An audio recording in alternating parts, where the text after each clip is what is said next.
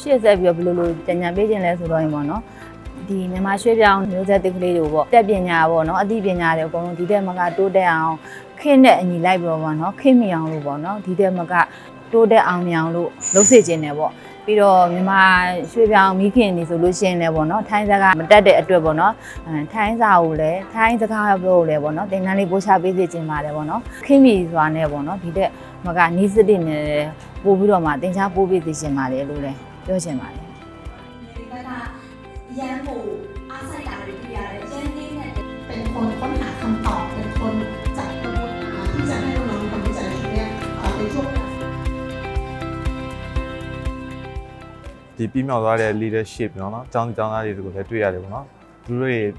ရဲ့ကြိုးစားအားထုတ်မှုကြောင့်ပဲသူတို့ဒီလိုမျိုးဖြစ်သွားပါတော့ပြောရရင်ဒါ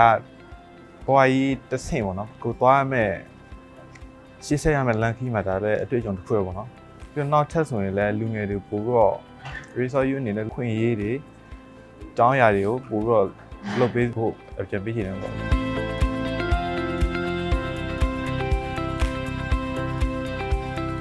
ဒီနေ့ပွဲရဲ့အတွေ့အကြုံမှာတော့ကျွန်မလူငယ်ရောင်ကြီးအစီအစဉ်မှာပြုလုပ်တဲ့ဒီလူငယ်တွေဦးဆောင်တဲ့ project တွေ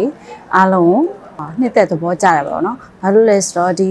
အစီအစဉ်မှာဆိုရင်လူငယ်တွေရဲ့လှုပ်ဆောင်မှုတွေတိုးတက်ပြောင်းလဲလာတာတွေအများကြီးတွေ့ရတယ်ပေါ့နော်။အနာဂတ်မှာလည်းဒီလူငယ်တွေဆက်လက်ပြီးတော့ကြိုးစားလှုပ်ဆောင်ဖို့လိုအပ်တယ်။ဒီအစီအစဉ်တွေလည်းဆက်လက်ရှိနေဖို့လည်းလိုအပ်ပါတယ်။အားလည်းအားပေးပါတယ်။ကျွန်တော်ဒီ resource လူငယ်တွေကနေပြီးတော့မှ research လုပ်တဲ့အစီအစဉ်ရတယ်အင်မတန်မှအားရကျင်တာဖို့ကောင်းပါတယ်။ဘာကြောင့်လဲဆိုတော့ဒီ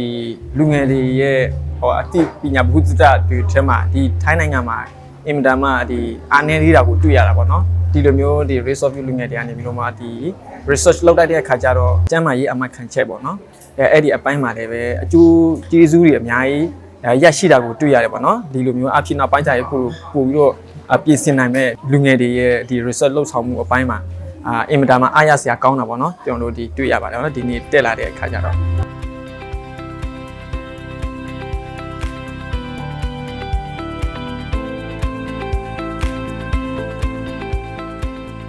လူငယ်တွေရဲ့ခံစားရတဲ့အရာတွေလူငယ်တွေရဲ့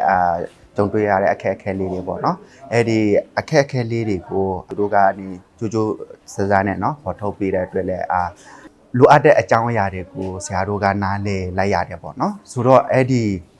ကွက်လာတွေကိုဘယ်လိုမျိုးနီးလန်းနဲ့ပြန်ပြီးတော့ဖြစ်စီပေးရမလဲဆိုတာဝိုင်းဝန်းပြီးတော့အကြံဉာဏ်ထုတ်ရမယ်ပေါ့နော် research view ကလောက်လိုက်တဲ့ဒီ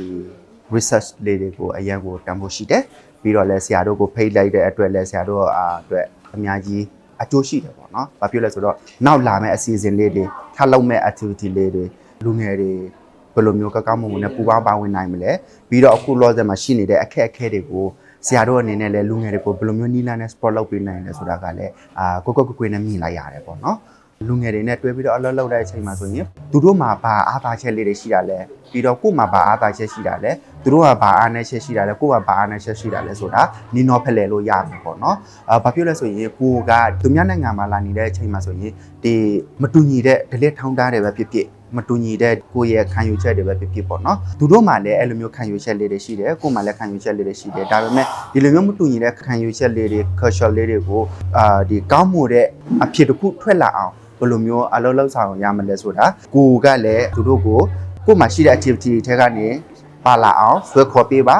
ပြီးတော့လည်းသူတို့မှရှိတဲ့ activity လဲကိုကဝင်ဆက်နိုင်အောင်လဲစ조사ပေးဖို့အဲ့ဒါကိုတိုက်တွန်းရှင်းနေပေါ့နော်ဟုတ်ကဲ့ကျေးဇူးတင်ပါတယ်